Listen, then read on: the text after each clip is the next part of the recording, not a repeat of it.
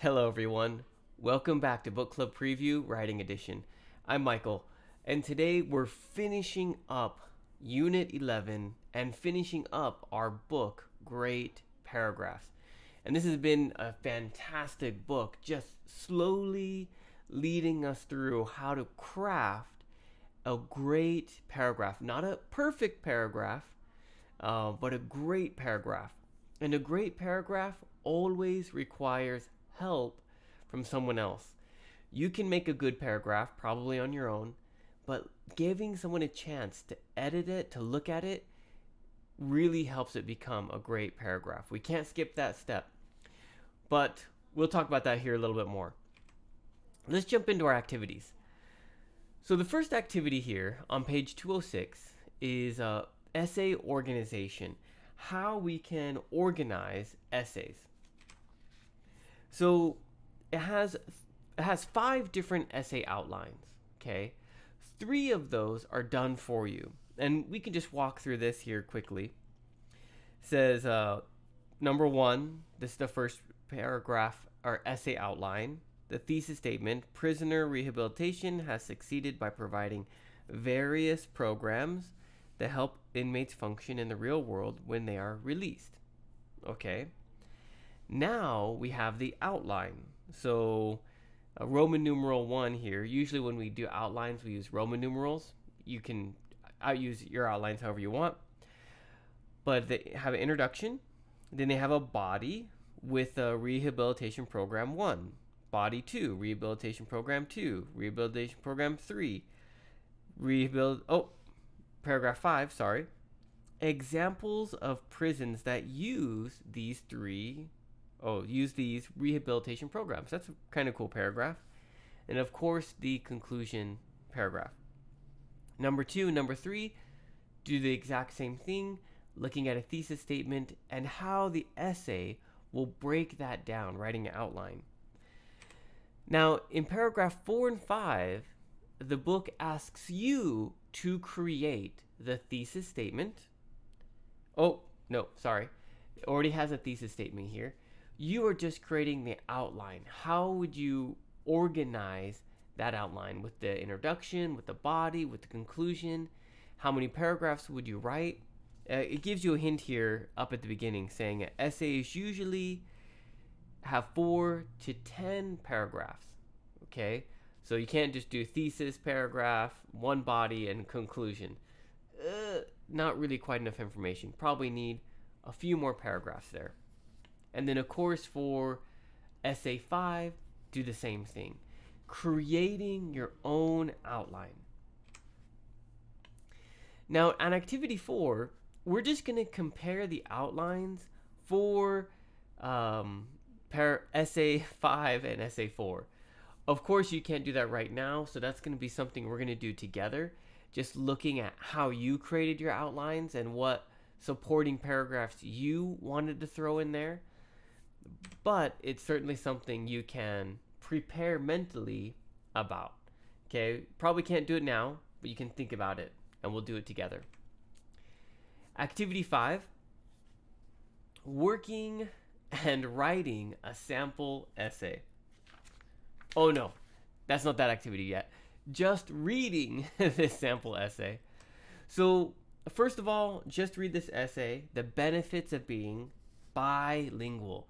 Wow, many of you probably already understand this because you're looking at English as a second language, maybe even a third language or fourth, right? What are those benefits of knowing multiple languages? Then there'll be some questions here on page 209 to just answer about the essay. Okay. Activity 6. This is a fun one. Working with an outline and completing this outline. So if you were to look at the essay you just read, Benefits of Being Bilingual, how would you have an outline that you would write this paragraph from? So looking, you got a lot of great hints. Fill out this outline that would have been used for making this essay. Now, let's try to put it all together with brainstorming. So, on page 210, it starts off with leading you through a brainstorming activity. Okay, and it just asks, follow these brainstorming steps. Now, this activity is mostly for like maybe a class lesson where we're breaking off into groups and a bunch of groups are doing a bunch of different things. Unfortunately, you just have you over there on the internet, in your room or at your desk or wherever. So just do this on your own, okay? We can look at what you did and compare maybe each other's work, but for this, just doing it on your own. And let's walk through these steps a little bit together. So we have a topic. Living in a big city is better than living in a small town. Okay, that's our topic. That's our persuasive or argumentative essay. But let's brainstorm about this activity. It says, form 3 groups, which we're not going to do. Each group must brainstorm and come up with as many reasons as possible why living in a large city is better than living in a small town. Okay, so even before we do anything, just brainstorm. What are some reasons the city is better than a town? Okay? It says to then write all those ideas on a board and then take the best 3, which we can't really do. But after you write, I would say maybe at least 10 ideas. Out of those 10, what do you think are your best 3? And remember, with brainstorming, you're not just trying to write your best ideas down. You're trying to write any idea down, even if it's silly or stupid or unrelated. Just get those ideas down, let it flow out, and then look at what you've done. Take the 3 best ideas. From those 3 ideas, brainstorm some supporting topic sentences for those ideas. And then, of course, we would share those in a group, but we'll do that together. Your best 3 supporting topic sentences for that topic. All right. Now here I think we have some fun. Although those other activities were fun too. We are going to complete an essay. Now, the first paragraph, the introduction paragraph, is done for us. Beautiful paragraph written here already. The advantages of city life. Oh, okay. We've already been working on that essay, brainstorming ideas. So now we're going to look at these 1, 2, 3 paragraphs, supporting paragraphs that haven't been written. We're going to write those based off our 3 ideas that we generated previously. And it's going to be different, right? Each of us are going to have different ideas. So first, living in a large city is better because, well, what did you write? That's your topic sentence, your controlling sentence with your controlling idea. And then support it, write a conclusion. Number 3, paragraph 3, is your second best idea. Number 4 is your third best idea. Sorry, getting confused here. Paragraph 4 is your third best idea. And then the conclusion is already written for us. And so we're going to just fill in the meat of this essay. We already have the bones, but we're going to add in the meat of our supporting ideas. And I'm really excited to see what each of you thought. Now, I want to pause and remind you, okay? Writing an essay is based off the building blocks of writing a great paragraph. So try not to rush through this. If we don't have time, if you don't have time to get through all these pages, that's okay. We don't have to rush through this lesson. It's more important that you take your time to write a great paragraph for the second paragraph, right? Supporting paragraph 1. Write one great paragraph. That might take a while. That's okay. Go to the next one. Write another great paragraph.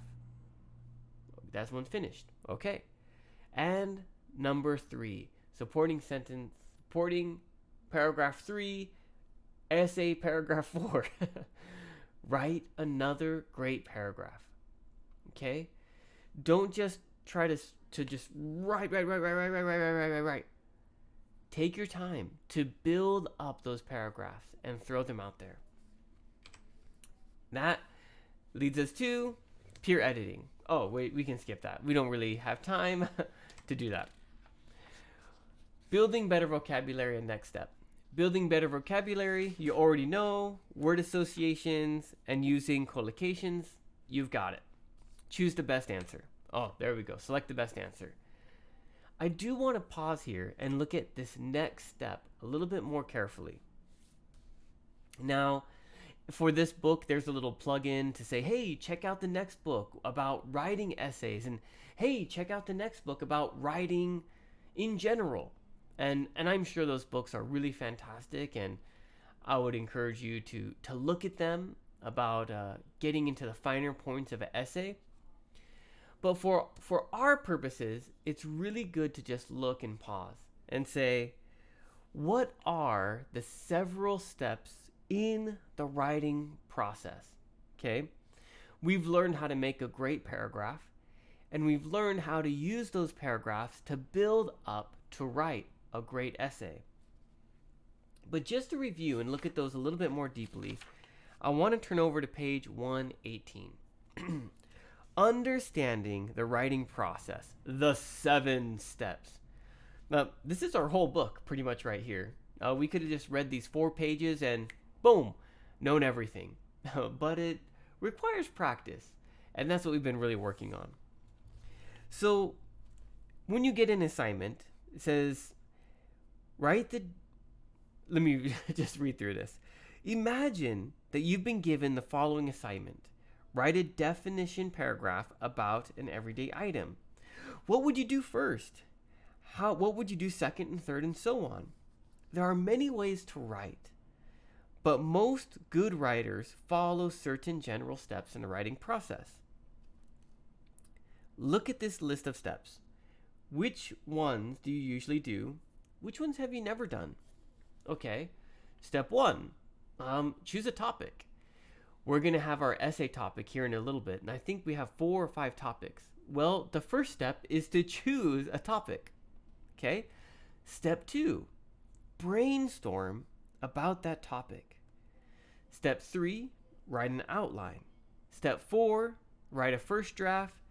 Step 5, peer editing or getting feedback. Okay, that's so important. Having someone else look at your writing and give you some constructive feedback or constructive criticism. Step 6, revise that draft that they edited. And then finally, step 7, proofread that final paragraph and make any edits or improvements for your final draft. Now, it goes on a little bit further, giving you our last example paragraph. Oh, nope. Example paragraph 41, gumbo. We've already read that paragraph about gumbo. But it takes it back and looks at it a little bit more. Okay? And it looks at the process of how she does it in page 219. It says here for Susan, going through composing the paragraph, how Susan chose gumbo as her topic, and what she wrote about her choice. And you can look at that and see Susan's notes about choosing her topic and that essay. Next, you can see how she brainstormed about gumbo, looking at the ingredients and the origin and how to eat it. Step 3, she has an outline about gumbo. Step 4, she has her first draft of the paragraph. Step 5, she gets some feedback from a peer, and you can see that peer editing sheet. And step 6, oh, I didn't write the correct pages here. That's okay. Step 6 is the revision of that paragraph. And then step 7, we have our final paragraph, which is the paragraph we read in the example paragraph 41.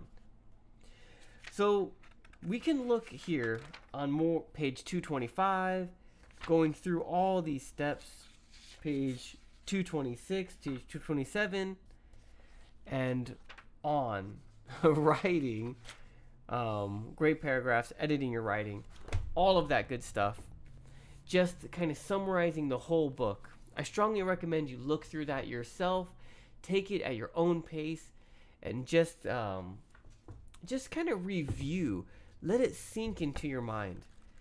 You know, there's one aspect I forgot to mention here on page 214, and it says here at the very, very end, in learning to write both paragraphs and essays, it is important to write a lot. Practice, practice, practice. It takes practice to become really good at writing essays and paragraphs. Now, you might not be a writer or someone that wants to devote their life to writing, but if you're in college or maybe even in advanced writing classes in high school, you're probably going to have to write a lot of essays, certainly a lot of paragraphs. It's going to take practice to be able to get through it and to get a process where you can just run through and write paragraphs really quickly and even essays really quickly. But it's even more important after you write that paragraph and you submit it and you get it back from your teacher, look at what you wrote. Look at your teacher's comments. Take the time to learn from your mistakes. Take the time to learn from your experiences. Don't just spill something out, submit it, next. Submit it, next. Submit it, next. Take the time to evaluate it, okay? Practicing can give you knowledge, but re-evaluating it can give you wisdom, all right? And that's really going to help you strengthen in your writing ability and writing great paragraphs and essays. All right, sorry. Last page here. Writing an essay. So we have several paragraphs, several topics to write this essay on. The first one is a narrative essay. Tell a story about a time in your life when you learned a lesson. That's our topic.